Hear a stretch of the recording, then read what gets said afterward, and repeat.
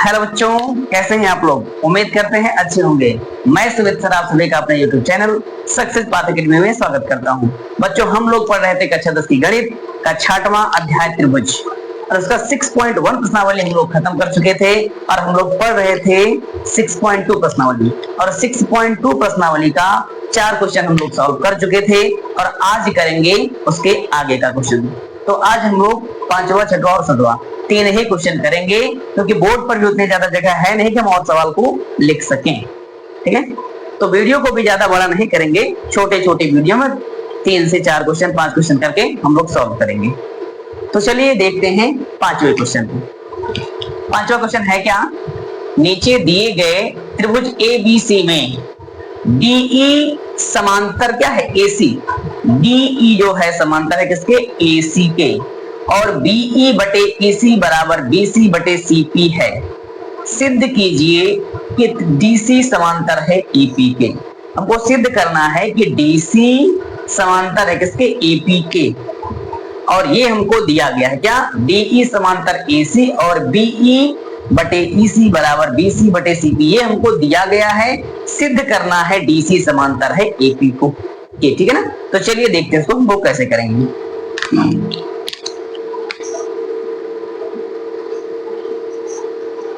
कौन सा क्वेश्चन?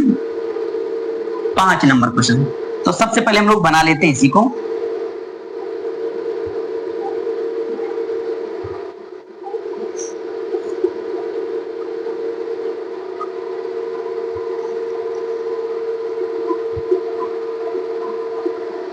ये हमारा A है और ये B है और ये क्या है? P है।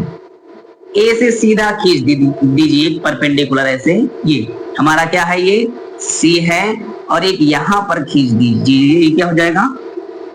D बटे ये क्या है? E। ठीक है ना?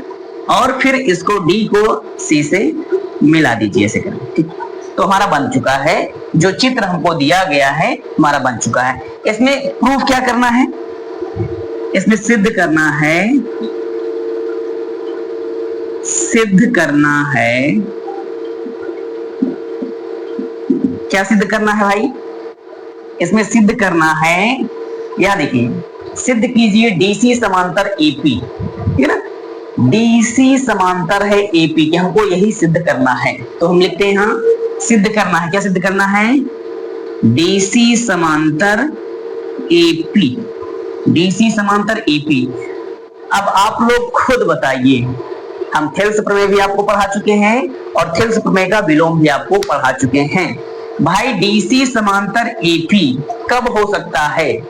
इसके पहली वाली क्लास में हम बता चुके हैं कि DC समांतर AP कब हो सकता है। तो DC ये है, AP ये है, तो DC ये है, AP ये है, इसमें पूरा त्रिभुज ये बड़ा वाला यूज हो जाएगा ABP को। ध्यान से देखेंगे, DC समांतर AP कब होगा? जब AD बटे में DB बराबर हो किसके? BC बटे में CP के। बताए हैं अगर समांतर सिद्ध करना है तो क्या होना चाहिए? इतना बटे में इतना बराबर होना चाहिए इतने बटे में इतने। ठीक है, तो चलिए करते हैं, सिद्ध करना है ये। तो DC समांतर AP कब हो सकता है? यहां लिखेंगे, यहां तभी हो सकता है, हो सकता है जब, कब हो सकता है भाई? अभी जस्ट हम बता रहे हैं क्या? AD बटे में DB, AD बटे में DB बराबर हो किसके? BC बटे में CP के, BC बटे में CP के। तो भाई हमको यही सिद्ध करके लाना है। अगर हम जो दिया है उसकी सहायता से हम ये दिखा देते हैं तो ये दिखाने के बाद हमारा ये प्रूफ हो जाएगा। ठीक है, ये दिखाने के बाद हमारा ये क्या हो जाएगा? प्रूफ हो जाएगा। चलिए करते हैं। दिया है लिखते हैं, क्या दिया है वही लिख देते हैं। दिया है, ध्यान से देखिए दिया क्या है। दिया है त्रिभुज ABC में DE समांतर AC। त्रिभुज ABC में क्या दिया है? DE समांतर AC। अब आप लोग ध्यान से बताइए, त्रिभुज ए बी सी, भाई पूरा त्रिभुज नहीं लेना है, केवल ए बी सी में डीई, ये जो डीई समांतर है किसके, ए सी के, डीई समांतर है, ये देखिए समांतर दिख रहा होगा, डीई समांतर किसके है, ए सी, ठीक है। तो यहाँ भी हम वही लिखेंगे जो चीज हम यहाँ लिखे हैं, भाई डीई समांतर ए सी कब हो सकता है, डीई समांतर ए सी कब हो सकता है, बताइए कब हो सकता है।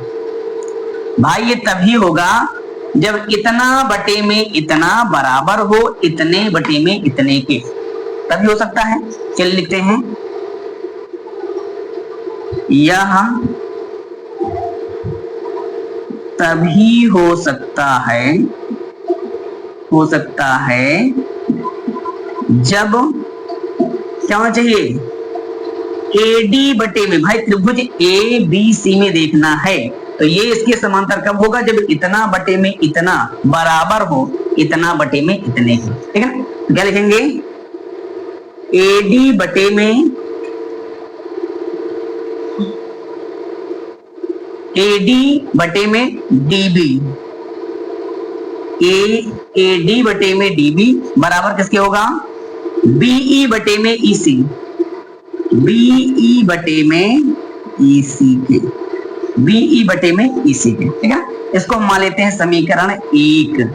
भाई ये तो दिया ही है, ठीक है ना, जब ये दिया है तो यहाँ ये इसलिए लिख देते हैं क्यों ये दिया है इसलिए ये हो जाएगा, ठीक है। अब हमको और कुछ भी दिया है, ध्यान से देखिए इसको, बीई बटे में ईसी क्या दिया है, बीई बटे में ईसी बराबर बीसी बटे में सीपी, ये हमको दिया है, इसको हम कहीं और से नहीं ला रहे हैं, तो हो जाएगा बीई बटे में ईसी बराबर बीसी बटे में सीपी, ये हो जाएगा हमारा समीकरण 2, ठीक है ना। अब क्या करेंगे, समीकरण 1 और 2 की क्या करेंगे, तुलना करेंगे। ध्यान से देखिए तुलना कैसे करेंगे, बीई बटे में ईसी यहां भी दिख रहा है समीकरण 1 में, और बीई बटे में ईसी यहां भी दिख रहा है समीकरण 1 में। जब ये दोनों बराबर है तो ये दोनों आपस में क्या होंगे, बराबर होंगे। तो क्या लिखेंगे, समीकरण 1 और 2 की तुलना करने पर। कहां लिख लें इसको, चलिए यहां लिख देते हैं, समीकरण 1 व समीकरण 2 की तुलना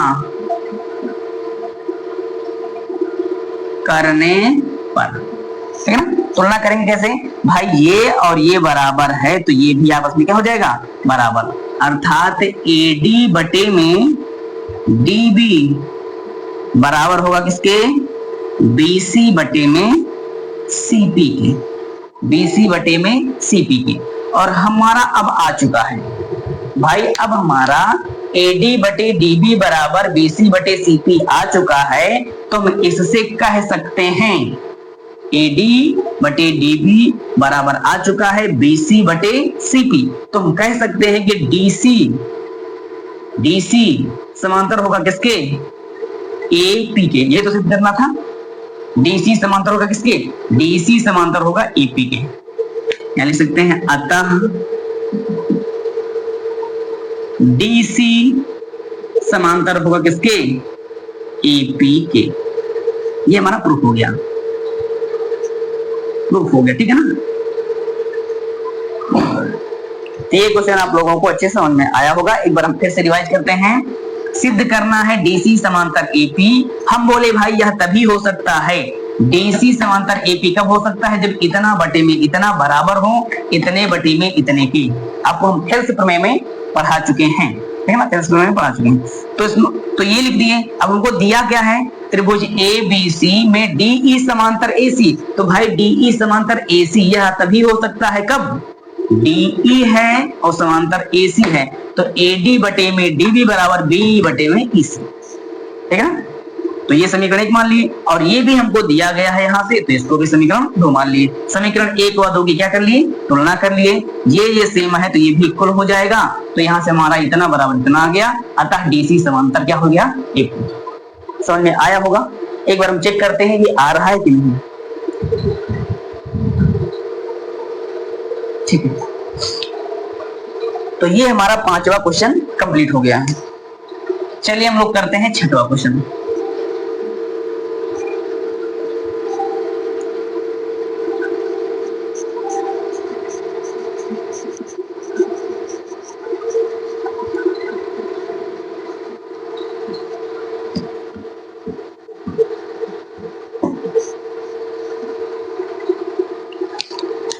6 नंबर क्वेश्चन देखेंगे। क्या दिया है? चित्र में डीई समांतर बीसी, डीई समांतर है बीसी के। हम चित्र भी यहाँ पर बड़ा बना रहे हैं, यहाँ शायद नहीं दिख रहा होगा।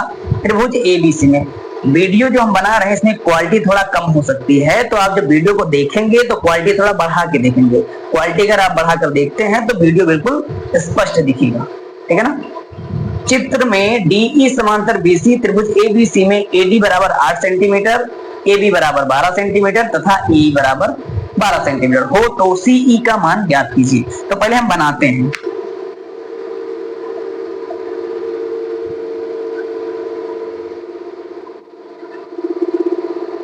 ठीक है, ये हो गया ए, ये बी हो गया, ये सी हो गया, और यहां पर दिया है डी और ई।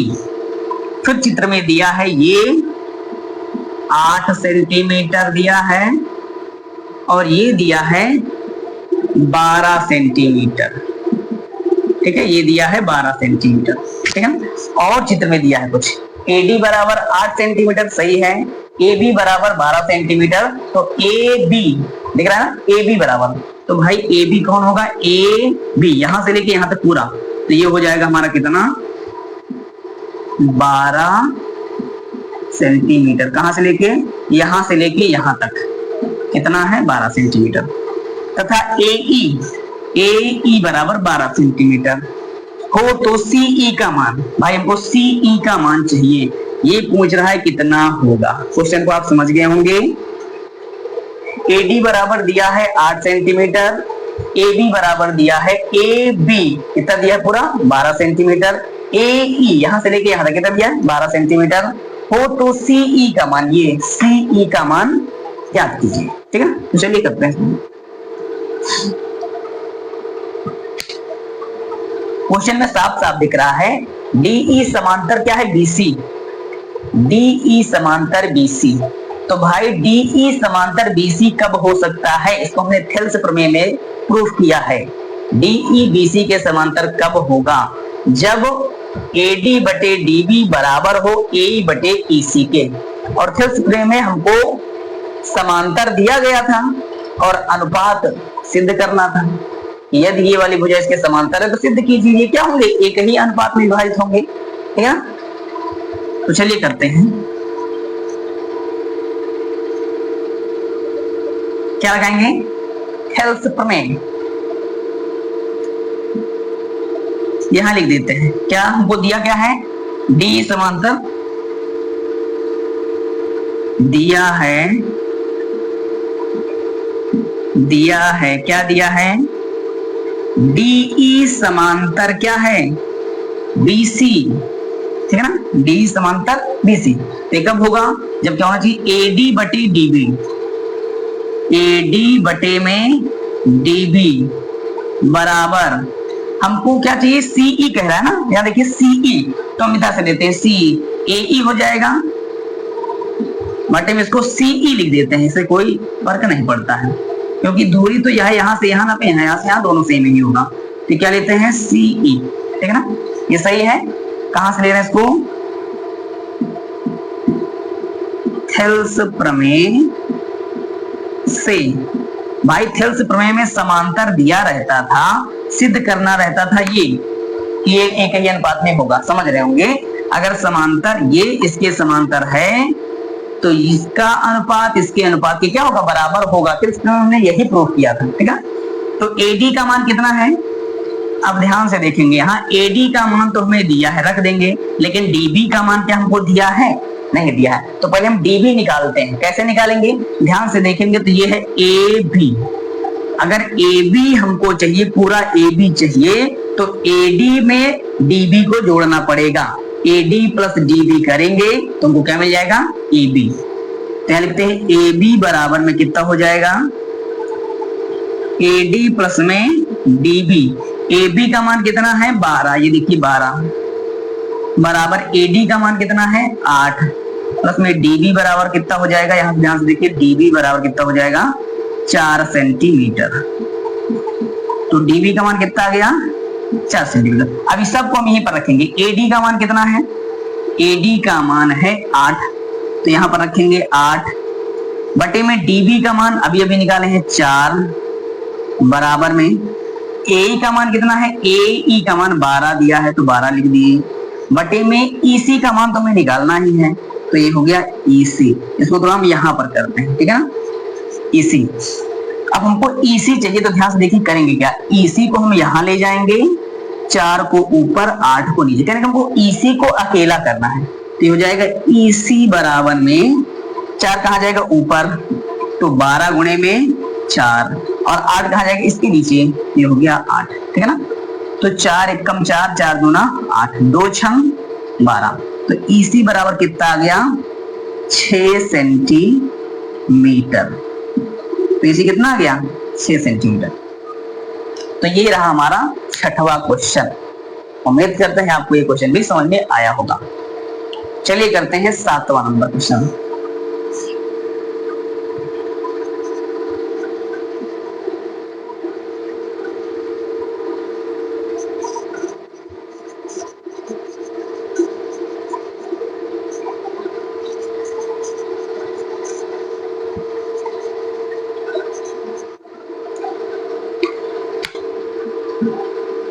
सात नंबर क्वेश्चन में 2 दिया है, आकृति 1 और 2, आकृति 1 यहाँ दिया है, आकृति 2 यहाँ दिया है। शायद इसमें कुछ चीजें स्पष्ट नहीं दिख रही होंगी, यहाँ हम बनाएंगे तो स्पष्ट दिखने लगेगा। डीई समांतर बीसी, क्या दिया है डीई समांतर बीसी, किसमें, चित्र 1 और 2 दोनों में डीई किसके समांतर है, बीसी के।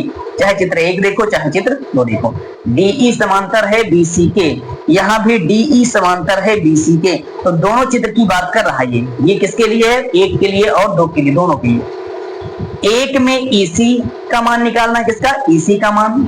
2 में एडी का मान निकालना है, एडी कहाँ है, यहाँ पर, ठीक है। तो एक पहले वाले में ईसी का मान निकालना है मतलब ये, और दूसरे में एडी का मान मतलब ये, ठीक है। तो चलिए करते हैं पहला नंबर।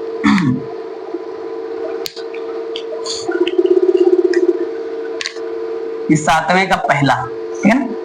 पहले हम चित्र बनाते हैं।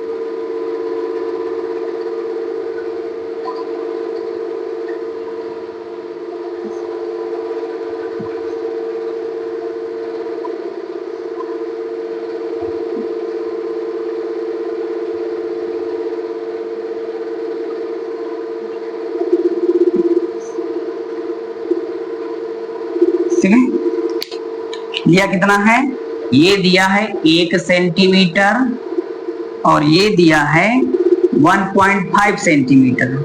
अब आप ये नहीं कहेंगे चित्र में दोनों सेम दिख रहा है, क्योंकि हम किससे बना रहे हैं, हाथ से, नाप के तो बना नहीं रहे हैं, ठीक है ना। मान लेंगे कि ये 1.5 सेंटीमीटर और ये कितना है 1 सेंटीमीटर, और ये कितना दिया है 3 सेंटीमीटर, ये कितना दिया है 3 सेंटीमीटर। तो कह रहा है ईसी का मान निकालना है, ठीक है ना। इसमें दिया क्या है, दिया है, क्या दिया है, इसमें दिया है यहाँ पर देखिए डीई समांतर बीसी, डीई समांतर है बीसी के, और ये चित्र नंबर 1 है। हम पहला क्वेश्चन कर रहे हैं 7वें का पहला, ये चित्र नंबर क्या है 1 है।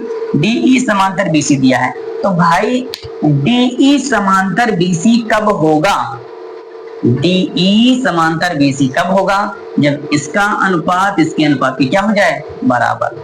या हम उल्टा, इसके उल्टा कहें कि हमको डीई समांतर, कह रहा है कि डीई समांतर है बीसी के, तो थेल्स प्रमेय से एडी बटे डीबी बराबर होगा ए बटे ईसी के, ठीक है ना। पहले प्रमेय से देखें तो डीई समांतर बीसी हमको दिया है, तो जाहिर सी बात है एडी बटे डीबी बराबर ए बटे ईसी होगा, किससे, थेल्स प्रमेय से। तो यहां करते हैं इसको,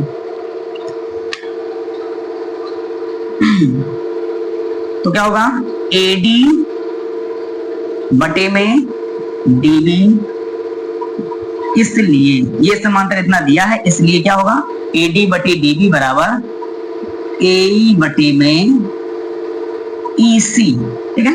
एडी का मान कितना दिया है 1.5, तो 1.5 रख दिए, डीबी का मान कितना दिया है 3, तो यहां रख दिए 3 बराबर ए का मान कितना दिया है 1 बटे में ईसी। ये 3 है और ये क्या है 1.5 है, तो 1.5 दूना कितना होता है 3, जानते होंगे 1.5 दूना कितना होता है 3, ठीक है ना। हमको किसका मान चाहिए ईसी का, तो ईसी को यहाँ भेजेंगे, 2 को ऊपर भेजेंगे, तो AC बराबर कितना निकल जाएगा 2 सेंटीमीटर। तो ये रहा हमारा पहला क्वेश्चन। ठीक है, ये हमारा पहला क्वेश्चन हो गया 7वें का पहला। तो ये आपको अच्छी समझ में आया होगा। ठीक है, चलिए करते हैं 7वें का दूसरा। थेल्स प्रमेय और थेल्स प्रमेय का विलोम आप लोग अच्छे से पढ़े हैं, तो ये क्वेश्चन बिल्कुल आसानी से सॉल्व हो जाएगा। यहां हम लिख देते हैं, किससे लिखे हैं, थेल्स प्रमेय से। भाई थेल्स प्रमेय में ही तो ये समांतर दिया रहता था और इसको हम लोग प्रूफ करते थे। ठीक है ना, तो ये हमको दिया है तो ये जरूर होगा। इससे थेल्स प्रमेय से अगर ये इसके समांतर है तो इसका अनुपात इसके अनुपात के बराबर होगा। ठीक है ना, चलिए इसको मिटाते हैं, करते हैं 7वें का दूसरा।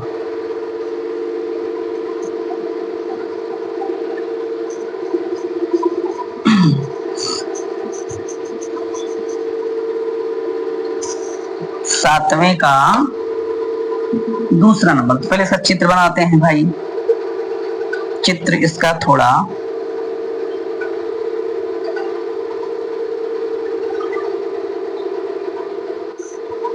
शायद ऐसा ही कुछ चित्र दिया है, बुक में होगा, आप लोग देख लेंगे। ए हो गया,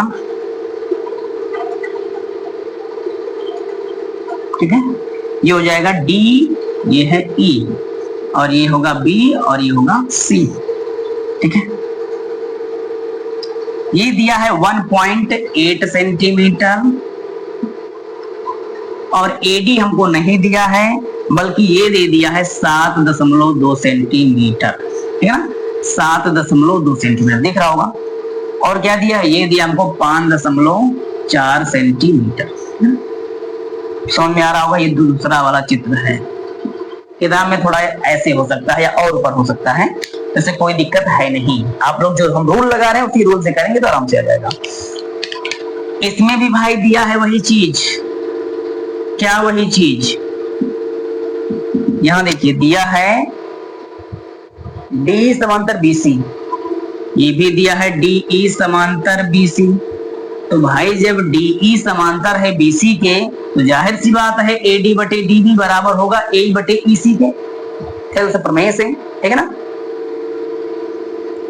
एडी बटे में डीबी बराबर होगा ए बटे में, पूछा क्या है एडी ना, तो हो जाएगा ईसी।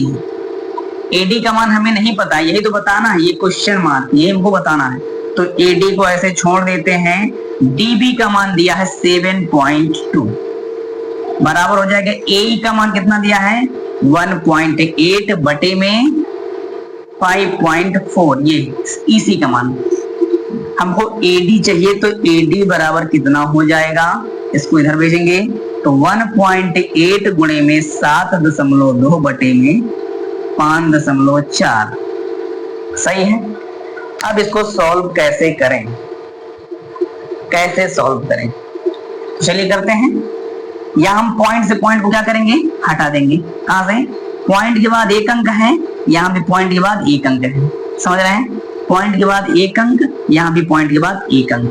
ठीक है, तो ये पॉइंट से पॉइंट हटेगा, कितना बचेगा 1.8 गुणे में 72 बटे में 54। 18 से काटेंगे तो 18 त्रिक 54 और 18 चौक 72, ठीक कट गया। अभी बचा कितना है 1.8, कितना बचा है 1.8। इसको क्या हम काट सकते हैं 3 छंग 18, लेकिन पॉइंट है तो पॉइंट लगा दिए। सही है, 3 छंग 18। अब इसको गुणा करें कितना हो जाएगा 6 चौको 24। ध्यान से देखेंगे दशमलव के बाद कितने अंक है, एक अंक, एक अंक पे दशमलव लगाएंगे तो एडी बराबर हो जाएगा ये। ठीक है, यहां लिख देते हैं एडी बराबर आ गया है 2.4 सेंटीमीटर। हम जैसे गुणा किए हैं, अगर वो गुणा नहीं समझ में आता है तो आप अपने तरीके से इसको गुणा कर लेंगे। गुणा तो आता ही होगा, गुणा करके काटेंगे तो 2.4 आ जाएगा। ठीक है ना, तो ये हमारा 7वें का दूसरा क्वेश्चन भी आसानी से सॉल्व हो गया। तो चलिए हम लोग 8वां क्वेश्चन भी कर लेते हैं। 7 क्वेश्चन तक तो कंप्लीट कर लिए हैं, 8वां क्वेश्चन भी कर ही लेते हैं, ठीक है ना। तो 8वां क्वेश्चन क्या है, किसी त्रिभुज PQR की भुजाओं PQ और PR पर क्रमशः बिंदु E और F स्थित हैं। निम्नलिखित में से प्रत्येक स्थिति के लिए बताइए कि क्या EF समांतर QR है। इनके सब के लिए बताना है क्या ये इसके समांतर है, ठीक है ना। तो चलिए करते हैं इसमें। 8वें का सबसे पहले हम लोग करेंगे पहला क्वेश्चन। तो क्या बनाना है, पहली बार तो त्रिभुज PQR बना ही लेना है। P कहां लेना है, Q कहां लेना है, R कहां लेना है। तो यहां से दिख रहा है EF समांतर QR है, तो QR को हम ले लेते हैं यहाँ, तो हो जाएगा PQR, ठीक है। और दिख रहा होगा यहाँ पर त्रिभुज PQR की भुजाओं PQ और PR, PQ और PR पर क्रमशः बिंदु E और F, E और F, E और क्या है, F है, E और F, ठीक है, स्थित है। निम्न में से प्रत्येक स्थिति के लिए बताइए क्या EF समांतर QR है। तो पहली वाली कंडीशन हम लेते हैं पहले के लिए, ठीक है ना। पहले के लिए पहली वाली है, इसमें दिया क्या है, दिया है, क्या दिया है भाई, EF समांतर QR। पूछ रहा है क्या है, EF समांतर QR है।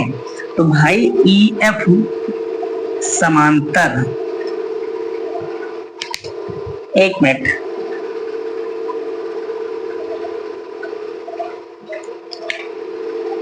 EF समांतर कितना, QR। आप लोग बताइए, हमको बताना है क्या EF समांतर है QR के। तो EF समांतर QR बताना है तो हम लोग निकालेंगे क्या, PE बटे EQ बराबर PF बटे में FR। अगर दोनों बराबर हो जाते हैं तो कह देंगे कि हाँ EF समांतर है QR के, क्योंकि हम लोग पढ़ चुके हैं थेल्स प्रमेय में, यदि ये इसके समांतर है तो इसका अनुपात इसके अनुपात के क्या होगा, बराबर होगा, ठीक है ना। तो सबसे पहले हम लिखते हैं इसमें दिया क्या क्या है। पहले वाले में PE देखो कितना दिया है, 3.9, P कितना दिया है, 3.9 सेंटीमीटर, ठीक है। EQ दिया है 3 सेंटीमीटर, ये लिख देते हैं EQ 3 सेंटीमीटर। PF दिया है 3.6 सेंटीमीटर, ये हो गया 3.6, और FR कितना दिया है 2.4 सेंटीमीटर, ठीक है।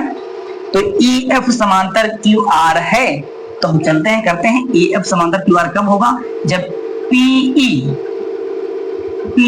बटे में, यहां लिख देते हैं EF समांतर QR, यह तभी हो सकता है जब क्या हो, PE बटे में EQ बराबर हो किसके, PF बटे में FR, इतना बटे में इतना बराबर हो इतने बटे इतने के, तब ये हो सकता है, अन्यथा नहीं हो सकता है। तो PE कितना दिया है 3.9 या 3.9 बटे में EQ कितना दिया है 3 बराबर 3.6 बटे में 2.4। पॉइंट हमको हटाना है तो 10 से यहां गुणा कर देते हैं, 10 से यहां कितना हो जाएगा, 10 से गुणा होगा तो ये हो जाएगा 39 बटे में 30 बराबर, पॉइंट के बाद देखें, पॉइंट के बाद देखें तो ये हो जाएगा, पॉइंट खत्म, तो ये हो जाएगा 36 बटे 24, ठीक है। काटेंगे किससे, 3 से कट रहा होगा, 3 दहम 30, और 3 से काटेंगे 13 बार, 3 एकम 3, 3 त्रिका 9, और इसको काटेंगे किससे, 12 दूनी 24, 12 तिहाई 36, तो हो जाएगा 13 बटे में 10 बराबर आ जाएगा 3 बटे में 2। क्या ये दोनों आपस में बराबर हैं, तो ध्यान से देखेंगे तो ये दोनों बराबर नहीं है। यहां लिख देते हैं अर्थात PE बटे में EQ बराबर PF बटे में FR, ये बराबर नहीं है। अतः EF समांतर QR नहीं हो सकता है, नहीं हो सकता है। तो भाई समांतर सिद्ध करना है तो कुल मिला के थेल्स प्रमेय लगा दीजिए कि इतना बटे इतना बराबर इतना बटे इतना। अगर ये बराबर आ जाता है तो ये इसके समांतर है, बराबर नहीं आता है तो ये इसके समांतर नहीं है। ठीक है ना। चलिए करते हैं दूसरा क्वेश्चन। तो इसको मिटा दें। तो इसमें से पूरा नहीं मिटाएंगे, क्या मिटाएंगे? केवल ये वाला पार्ट मिटाएंगे। ये वाला पार्ट मिटाते हैं और ये वाला मिटाएंगे, क्योंकि हमको सब कुछ वही है भाई, इसमें भी वही त्रिभुज है। बस दूसरी सवाल के लिए बस ये मान बदल जाता है। कौन? ये वाला मान, ये वाला मान, ये वाला मान। तुम दूसरा करने के लिए हम पूरा चित्र नहीं मिटाएंगे, लेकिन आप लोगों को दूसरा बनाना ही पड़ेगा। कौन सा करेंगे? दूसरा। ठीक है ना।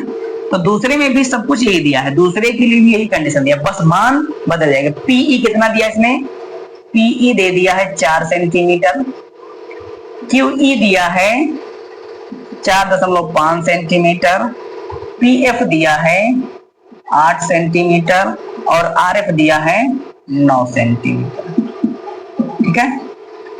इसमें भी वही करना है, इसमें भी बताना है क्या? ईएफ इस समांतर है क्यूआर, तो यही कंडीशन सेम यही चीज, इसलिए मान रख दीजिए। पीई का मान कितना दिया है? 4 बटे में कितना हो जाएगा? ई क्यू 4.5 बराबर। पीएफ कितना दिया है? पीएफ 8 बटे में एफ आर कितना दिया है? 9। पॉइंट हटाना है तो 10 से ऊपर गुणा करेंगे और 10 से नीचे बराबर 8 बटे में कितना? 9 करेंगे। 10 को कितना हो जाएगा? 40 बटे में ये हो जाएगा 45 बराबर 8 बटे में 9। काटेंगे 5 से तो 5 9 45, 5 8 40। ये हो जाएगा क्या? 8 बटे में 9 बराबर 8 बटे में 9। हम यहां से लिख सकते हैं अर्थात पीई बटे ई क्यू बराबर है पी एफ बटे में एफ आर। दोनों आपस में क्या है? बराबर है। अतः जब ये अनुपात बराबर रहता है, अनुपात बराबर रहता है तो प्रमेय नंबर 2 से अनुपात बराबर रहता है तो ये इसकी क्या होती है? समांतर होती है। ठीक है ना। ये हो जाएगा क्या? ई एफ समांतर क्यू आर प्रमेय नंबर 2 से। तो ये हमारा प्रूफ हो गया। ये दोनों आपस में क्या हो गया? बराबर हो गया। तो प्रूफ हो गया कि ये इसकी क्या है? समांतर है। चलिए करते हैं तीसरा क्वेश्चन। इसमें मिटाना पड़ेगा क्योंकि इसमें मान भी निकालना है।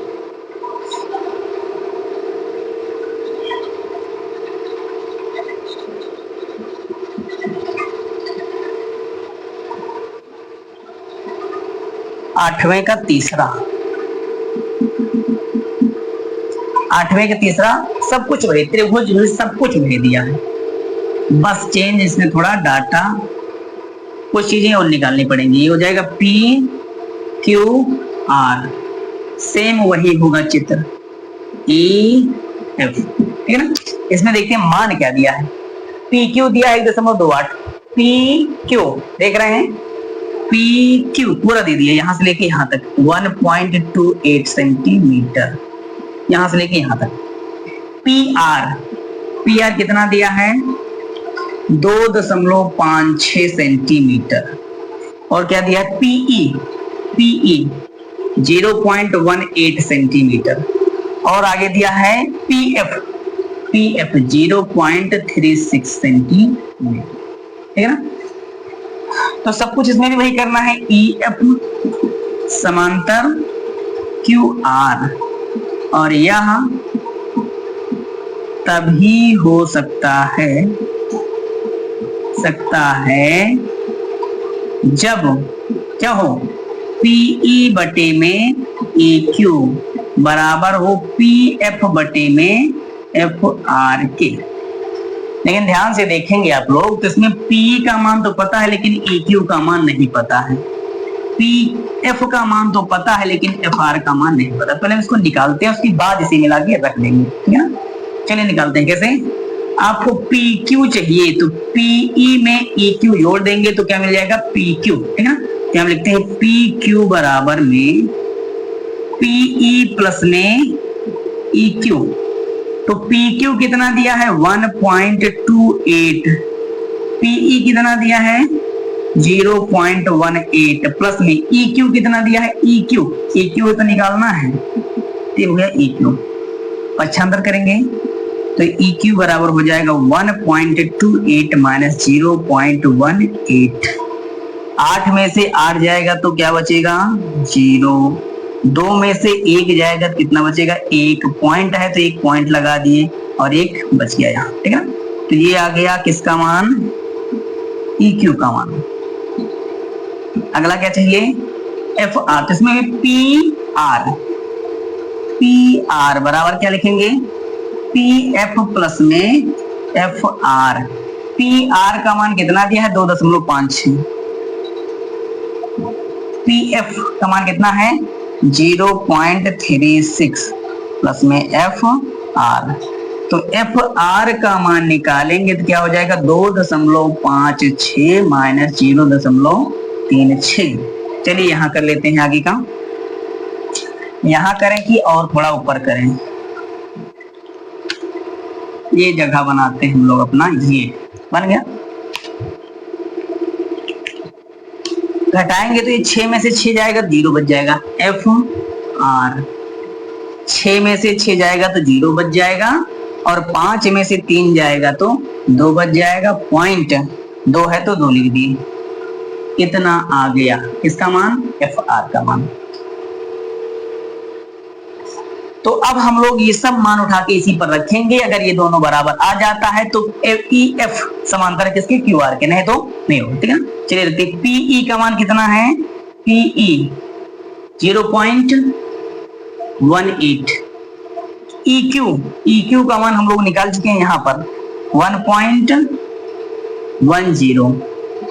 इक्वल PF का मान कितना है 0.36। दिख रहा है कि नहीं आप लोगों को,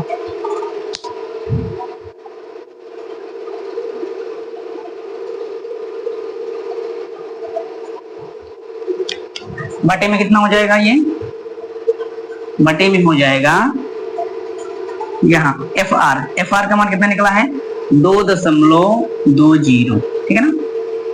दशमलव के बाद 2 अंक, दशमलव के बाद 2 अंक, तो पॉइंट से पॉइंट हटेगा तो 18/110।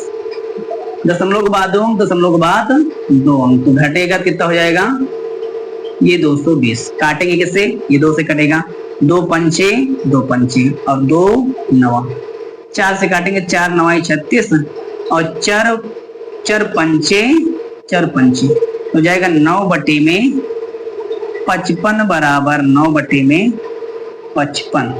ये आपस में क्या आ गया बराबर, यहां लिखेंगे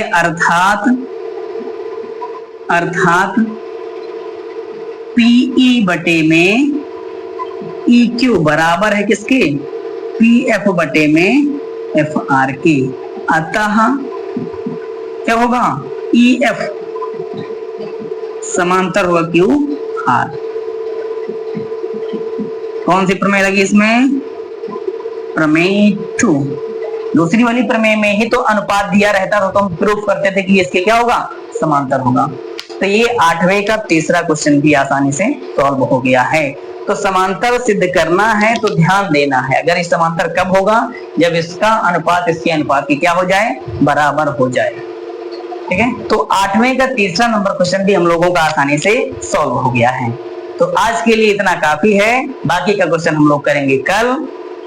और प्रमेय नंबर 1 प्रमेय नंबर 2 यदि आप लोगों ने नहीं पढ़ा है तो उसको जरूर पढ़ लीजिए, क्योंकि हर क्वेश्चन में आप देख रहे हैं कोई ना कोई प्रमेय लग रहे हैं, तो वो दोनों ही प्रमेय क्या हैं इंपॉर्टेंट हैं।